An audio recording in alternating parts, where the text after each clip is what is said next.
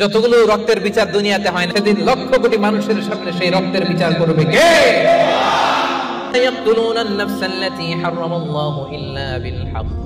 রহমানের বান্দারা অন্যায় ভাবে কাউরে মারে না, রহমানের বান্দারা হত্যা করে না, রহমানের বান্দারা কখনো খুনি হয় না, ঠিক না?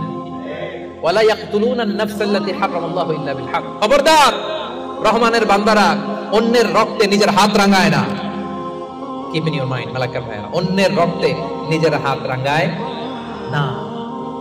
ওয়ালা ইয়াকতুলুনা আন-নাফস, আল্লাহ নাফস শব্দ ব্যবহার করেছেন। প্রাণ হত্যা করে না, মানুষকে মারে না রহমানের বান্দারা। কোন প্রাণ হত্যা করে না, মানুষকে মারে না, প্রাণ বিনাশ করে না। এর কারণ মানুষ সব বানাতে পারে, প্রাণ বানাতে পারে না। কথা বলেন, মানুষ কম্পিউটার বানাতে পারে, মানুষ রকেট বানাতে পারে, মানুষ প্লেন বানাতে পারে, মানুষ কি তার মতো আরেকটা মানুষ বানাতে পারে? যেটা আপনি পারেন না এটারে আপনি শেষ করবেন কেন? যেটা আমি বানাতে পারি না সেটা আমি কেড়ে নিতে পারি? এজন্য খবরদার, রহমানের বান্দারা খুনি হয় না, অন্যের রক্তে নিজের হাতকে রাঙায় না, এটা বড় মহাপাপ।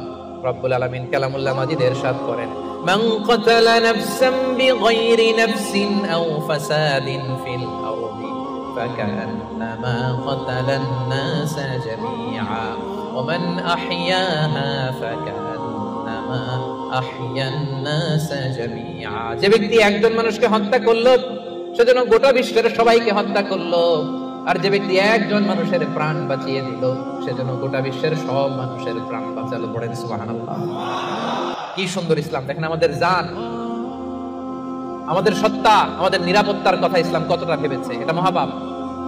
খবরদার, অন্যের প্রাণ নাশ করা যাবে না, অন্যকে মারা যাবে না। তাইলে হুজুর, অন্যরে মারা যাবে না, আমি তো আমারে মারতে পারবো, আমি আত্মহত্যা করে ফেলি নাকি? হ্যাঁ, আপনি আপনার নিজেকেও শেষ করতে পারবেন না, কারণ রূহ আপনি বানাতে পারেন না, তাই রূহ কেড়ে নিতে পারেন না। মান কাতালা নাফসাহু বিশাইইন উযযিবা বিহি ইয়াউমাল কিয়ামাহ। অন্যকে হত্যা যেমনি পাপ, নিজ হত্যা মানে আত্মহত্যাও মহাপাপ। যে ব্যক্তি যে জিনিস দিয়ে নিজেকে হত্যা করবে, কিয়ামতের দিন ওইটা দিয়েই তার শাস্তি হবে। বিষ খেয়ে যে মারা যাবে, কিয়ামতের ময়দানে কঠিন বিষ শুধু সে খেতেই থাকবে। স্ট্যাবিং করে ছুরি ঢুকিয়ে যে মারা যাবে, ছুরি ঢুকাতেই থাকবে। গলায় ফাঁস লাগিয়ে যে মেয়েটা মারা গেল, ওর শাস্তি জাহান্নামে শুধু ফাঁস লাগাতেই থাকবে, লাগাতেই থাকবে। কিয়ামতের দিন আল্লাহ তাআলা সর্বপ্রথম বিচার করবেন এই রক্তের বিচার। সর্বপ্রথম বিচার হবে কাবিলের। আউয়ালু মান সান্নাল কাতলা ফিল আরদ, যে কাবিল, আদম আলাইহিস সালামের যে সন্তান কাবিল, এই পৃথিবীতে হত্যার প্রচলন চালু করেছে। এই পৃথিবীর প্রথম হত্যাকারী খুনিকে বলেন তো? কারে মারছিল?